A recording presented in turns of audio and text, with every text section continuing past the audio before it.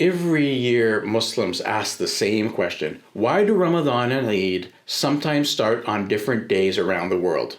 Is it disagreement, confusion, or division? The real answer is not what most people think. It's partly physics and partly human convention. The astronomical new moon, called conjunction, happens at one exact moment for the entire planet. But the Islamic month does not begin at conjunction. It begins when the first crescent becomes visible, and that visibility is local. For the crescent to be seen, the moon must separate from the sun, the sky must be dark after sunset, and the horizon must be clear. So the crescent is usually seen first in one part of the world, then spreads westward. Setting aside weather, within about 24 hours, the entire world can begin the new month together. But here's the part that most people don't realize. Even if Muslims all begin Ramadan the 1st within the same 24-hour period, the weekday name might still be different.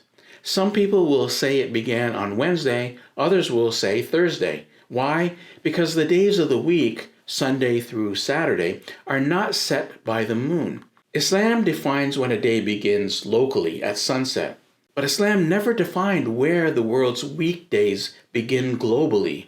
That concept didn't exist at that time. In 1884, the modern world solved this by creating the International Dateline, an imaginary line that determines where Tuesday becomes Wednesday for the entire planet. That line isn't astronomical, it's a human agreement, and it changed before. In 2011, Samoa moved the international dateline from one side of the country to the other to realign with global trade partners. And it erased an entire Friday from its calendar. No sunset or sunrise was lost, only the name of the day changed. Samoa went from Thursday to Saturday, skipping Friday entirely. That tells us something important.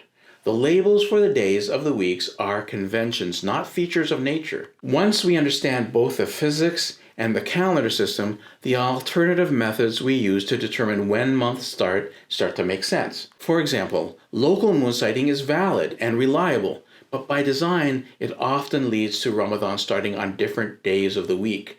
Theoretically, this will happen 70 to 80% of the time. If the moon isn't visible due to weather, that adds even more variability. That's why many scholars who prioritize observing a new month on the same day of the week globally support anchoring the calendar to a single location, commonly Mecca. In other words, when Mecca sights the moon, the month begins for everyone, whether they can see the new moon or not. Interestingly, this is already how this works for Hajj and Eid al-Adha. Because Hajj takes place in Mecca, the dates of Dhul Hijjah are naturally anchored there. Muslims worldwide follow the timeline, and as a result, Eid al-Adha almost always falls on the same weekday. We don't see the same confusion because the calendar is anchored to a single moon sighting location. So, why do Ramadan and Eid sometimes start on different weekdays? Not because of division, not because of confusion, and not because of weak faith. It happens because the moon follows physics, and the world follows a human convention for where the days of the week start for everyone. Understanding both helps us understand each other. May your Ramadan be blessed wherever it begins, wherever you are.